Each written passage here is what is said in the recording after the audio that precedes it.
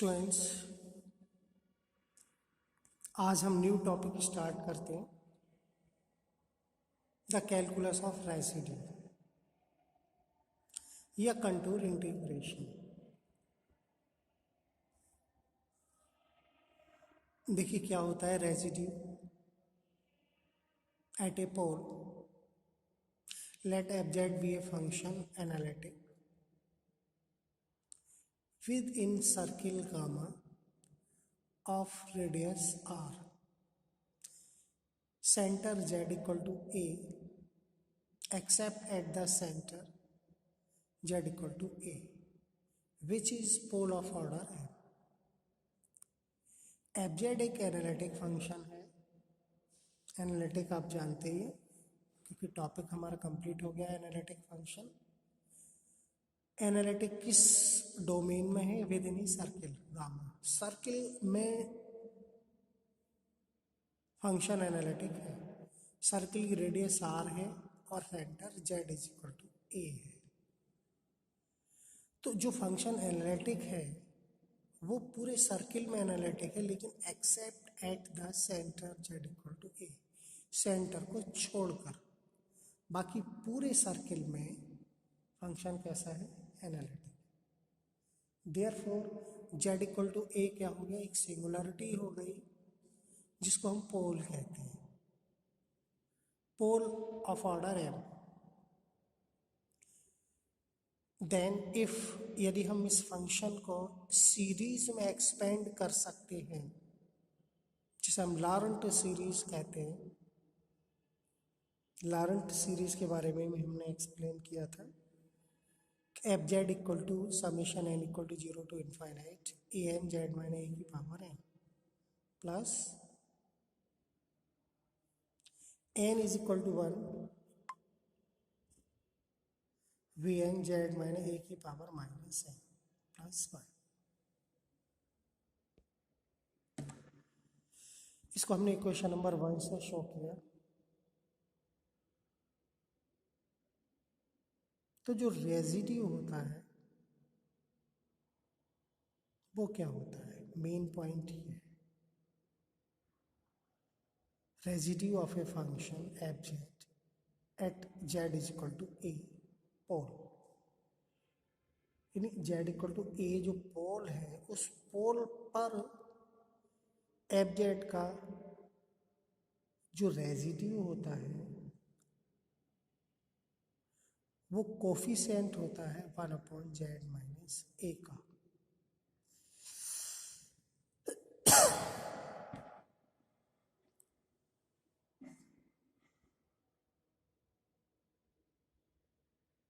Formula लिखा है हमने, the coefficient of 1 upon Z minus A in equation 1। Equation 1 जो कि लॉरेंट सीरीज है उसमें जो 1 अपॉन जेड माइनस ए का कोफिशिएंट होगा वही क्या होगा? रेजिड्यू होगा। या दूसरा फार्मूला ये है 1 upon 2 pi i integral f z d z along to contour c. हमने बताया रेजिड्यू एक इंटीग्रल भी होता है जिसको हम कहते हैं कंटूर इंटीग्रल। तो इंटीग्रल फॉर्म में भी इसका फार्मूला है जो कि आप देख रहे हैं, 1 upon 2 pi i integral f z d z contour integral. Okay, तो रेजिड्यू क्या है? एक कंटूर इंटीग्रल है या कोफिशिएंट है उस फंक्शन का जेड 1 अपॉन जेड माइनस ए का। अब ये तो हुआ रेजिड्यू की डेफिनेशन या इंट्रोडक्शन। अब हम computation of residue at a finite pole. देखिए पोल्स के बारे में हमने पिछले चैप्टर में पढ़ा है कि पोल क्या होते हैं और ऑर्डर क्या होता है। ठीक है, यहाँ भी हम बताते जाएंगे क्योंकि पोल्स का यहाँ यूज होगा, पोल्स हमें फाइंड करने होंगे। ठीक, तो computation of residue at a finite pole. Computation means find, ज्ञात करिए। कैसे ज्ञात करते हैं, क्या मेथड होता है इसका, या क्या फॉर्मूले होते हैं, वो हम वन बाय वन देखते हैं। देखिए first formula, residue of f z at a simple pole z is equal to ए।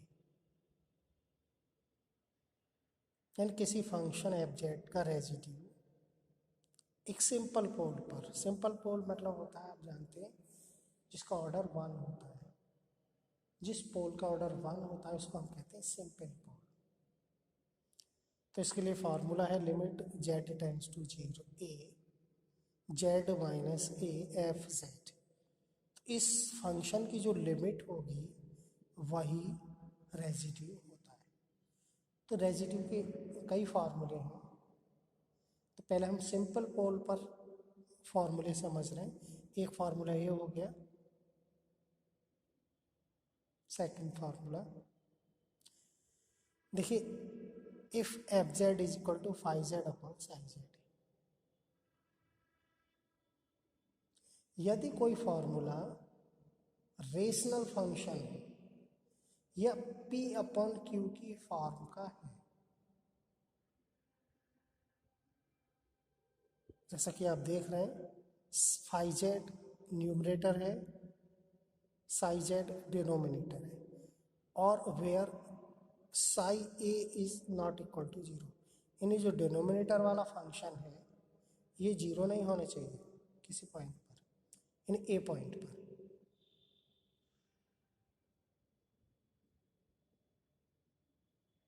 ठीक है, तब हम दूसरा फार्मूला हमारे पास ये भी होता है,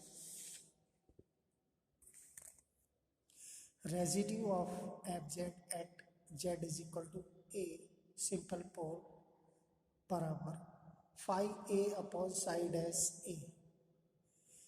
फाइव ए मीन्स जहाँ फाइव जेड है, जेड की जगह ए लिख देंगे, उसमें रिप्लेस कर देंगे, और जहाँ साई है उसका डिफरेंशियल करेंगे और उसमें फिर रिप्लेस करेंगे जेड को ए से, यानी साई डैश ए। तो ये रेजिड्यू होता है, यानी रेजिड्यू का फॉर्मूला होता है। देखिए residue at a pole of order M, यदि पोल जो है एम ऑर्डर का है, तब हम कैसे, क्या फॉर्मूला होता है उसके लिए समझिए। Residue of f z at a pole z equal to a of order m phi M minus one a upon factorial M minus one, where f z क्या है, five Z upon Z minus a की power M. देखिए अगर function कैसा है, इस type का है,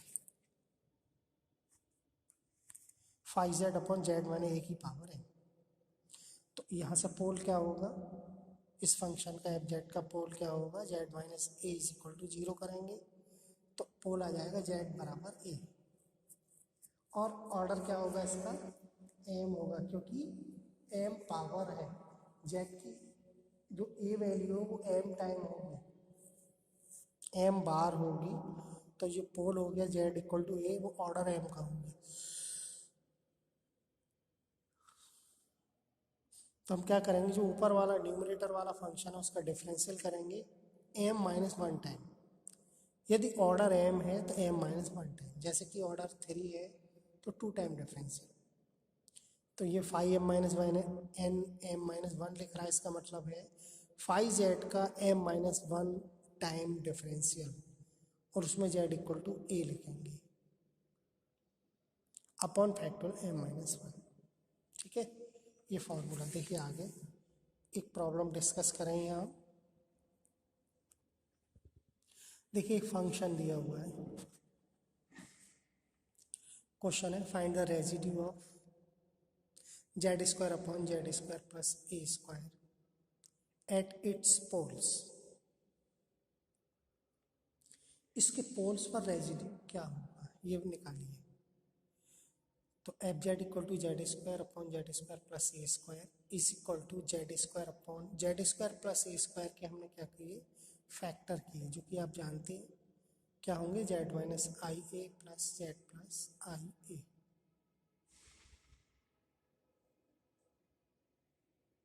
फिर फॉर पोल्स, पोल्स के लिए हम क्या करते हैं, डिनोमिनेटर जीरो करते हैं, यानी डिनोमिनेटर को जीरो के बराबर इक्वेट करते हैं।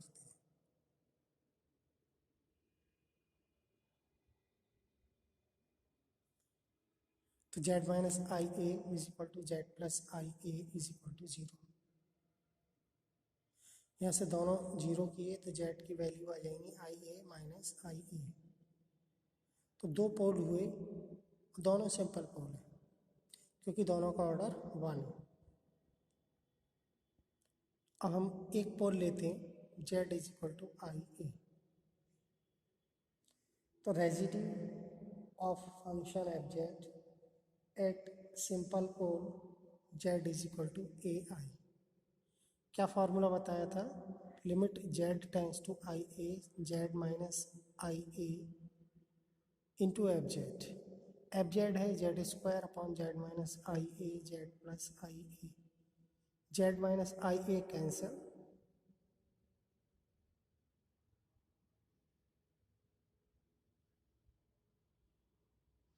और हमने इसमें लिमिट जेड की जगह आई ए रिप्लेस कर दी, जो कि हुई ए square I square upon two i ए। आई ए से एक आई ए कैंसिल, तो ये रहा 1/2 ए आई। सिमिलरली हम सेकेंड पोल जो हमारा है Z is equal to minus I A, same process लगाएंगे, लिमिट लेंगे Z tends to minus I A Z plus I A upon Z square upon Z minus I A Z plus I A cancel होगा अगली बार। फिर हम Z की जगह आई ए लिखेंगे minus का, और कैलकुलेशन आएगी -1/2 आई ए।